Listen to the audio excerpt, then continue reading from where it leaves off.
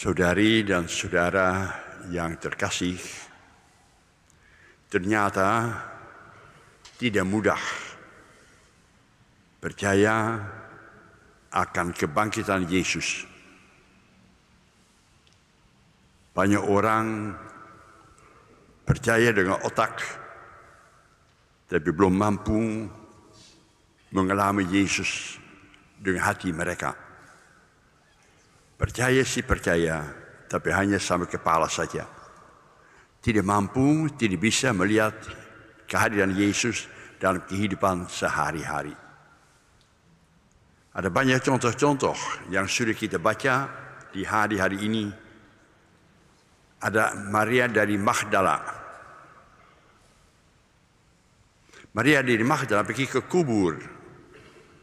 Pikirnya bahwa kubur itu memuat jenazah dari Yesus. Sudah membawa wangi-wangian, mau merawat jenazah Yesus.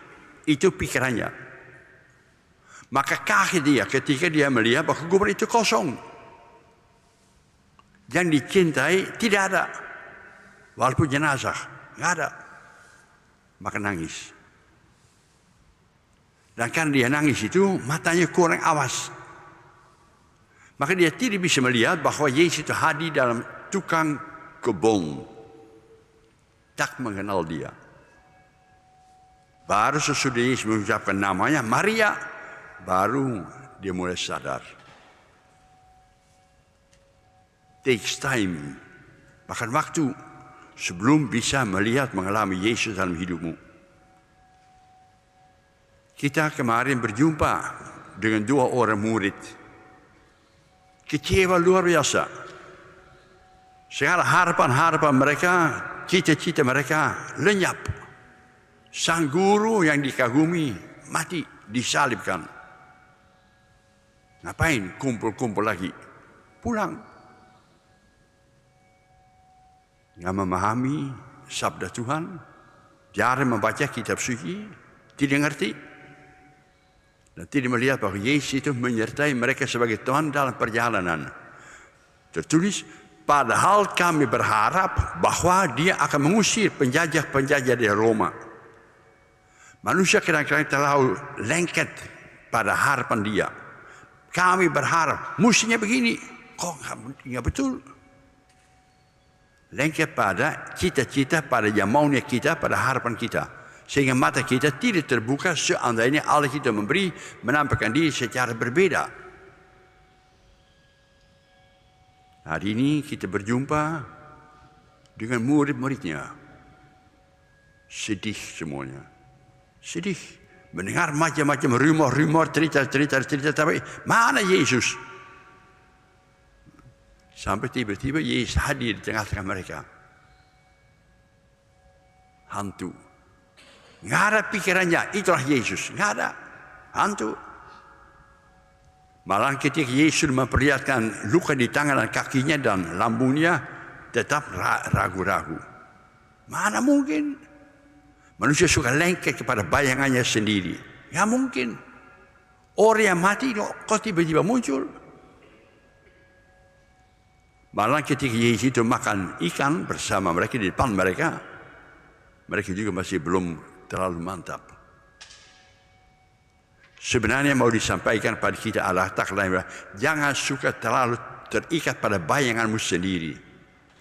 Allah itu seringkali tampil berbeda daripada yang kita harapkan, daripada yang kita pikirkan. Doa kita seringkali dikabulkan, tapi secara lain daripada yang kita harapkan.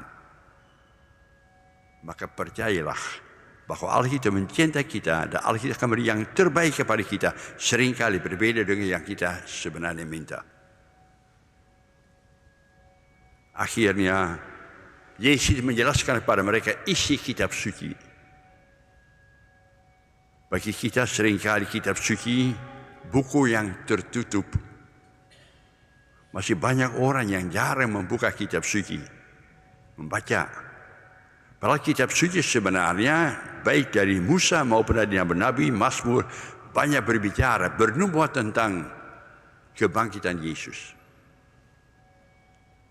Nah, kalau kitab suci tertutup, kita juga kurang peka menemukan Yesus, kehadiran Yesus Allah dalam hidup kita sehari-hari.